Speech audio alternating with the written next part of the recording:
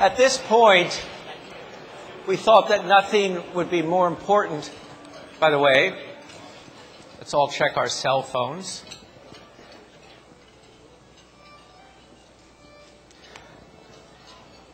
We thought nothing would be more important than addressing the economic issues.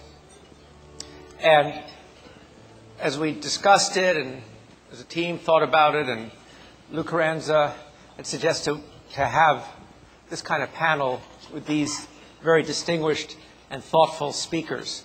So this is going to be a discussion, and it's an opportunity to kind of help all of us get a framework for understanding these extraordinary economic times in which we are all living.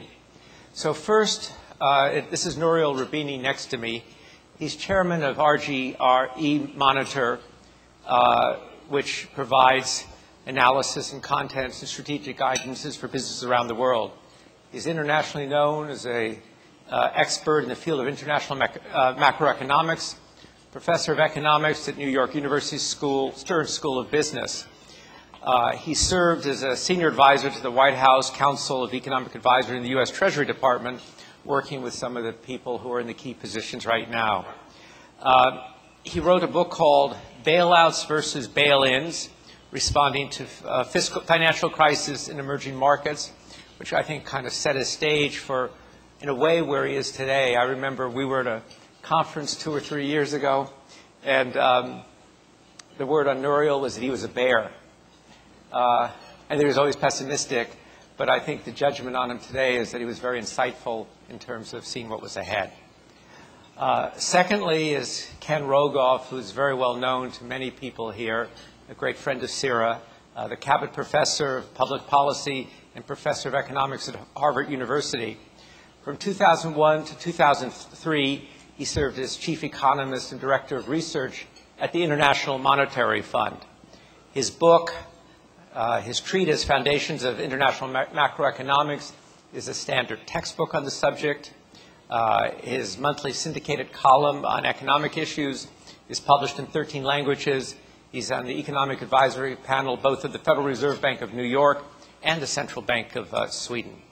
As many of you know, he also holds the title of International Grandmaster of Chess. Ken brings what can only be described as a very long perspective to this question. He told me he's just sent off to the publisher the book that he's written with his colleague, Carmen Reinhardt. The title is, and it will echo for many in this room, This Time is Different. It's about 8 centuries of international financial crises.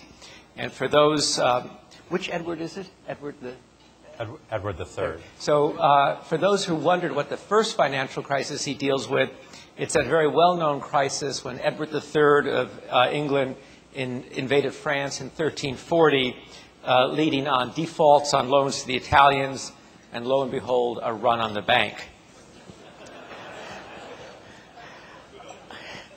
And our third speaker is, again, well known to this group, our colleague from IHS Global Insight, Nariman Behravesh, who's already been active in this program. He's chief economist and executive vice president for IHS Global Insight and author of the new book called Spin-Free Economics, a no-nonsense, nonpartisan guide to today's global economic debates. And I should mention that there are copies out there.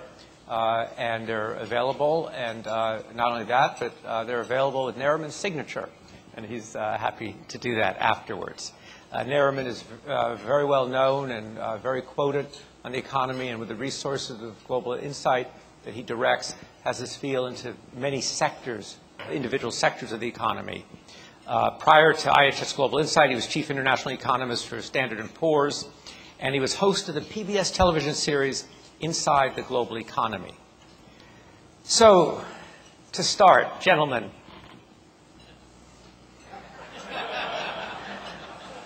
where are we? Nouriel. Well, in short, I would argue that this is the worst financial crisis that the U.S. and the global economy has experienced since the Great Depression. It's also the worst economic recession that the global economy has experienced in decades. It's not just the US, it's not just the Eurozone or UK or rest of Europe. Right now is an economic contraction in Canada, in Japan, Australia, New Zealand. Two-thirds of the global economy, advanced economy, is in a severe recession. And now there is also a hard landing in emerging market economies. You know, economies are used to grow 6-7%. Growth rate of 2% is effectively a hard landing.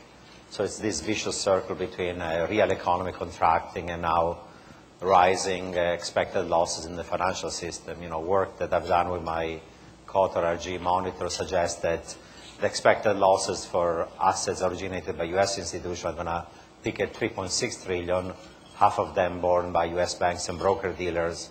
Their capital last fall was only 1.4, so essentially the U.S. banking system is insolvent, most of it.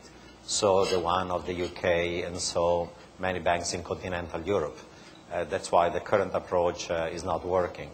We're in the middle of a very severe U-shaped recession. You know, the idea this is going to be short and shallow, V-shaped, like the consensus argued a year ago, is out of the window. And now the question is not anymore V versus U, but rather whether we're going to end up like Japan after the bursting of its real estate and equity bubble in an L-shaped multi-year economic stagnation or near depression. So this is not a, this is a 40-year or 100-year storm that we're in.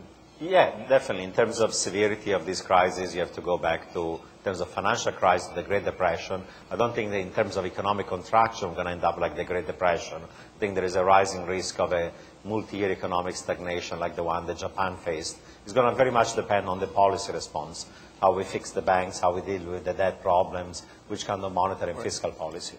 Ken? Well, the nice way of looking at it is the rate of environmental degradation due to rapid industrialization of the global economy is slowing down for a while, and we'll have a little longer to think about it. So I share certainly, you know, the broad strokes of what Nouriel said in terms of this being the worst financial crisis, worst recession since the Great Depression, full stop, certainly looking at a global basis. I think 2009 is basically a write-off, and we're looking, you know, I think, I like people at Davos, the World Economic Forum, were asking, are you positive, are you negative or constructive? Nobody says optimistic. And I'd say I'm constructive about 2010 and hoping, you know, that we'll have tepid growth again in the world economy. So that would be the, what you say right now, the best bet? Yeah, I mean, I think it's unusual for recessions to last more than 2 years, and that's sort of the best way I could look at it. I'm not saying we're going to be coming in a boom. I mean, Nouriel used the word U-shape, and I think what he means by that is, you know, instead of diving down and then it goes back up, you can forget about the going back up. It's going to be, you know, very slow coming out of it. And 6 months ago, a lot of people did still think it was that V-shape, didn't they? There certainly were a lot of people, you know, who thought that 6 months ago. But, you know, post Lehman Brothers, I think a lot's changed in September.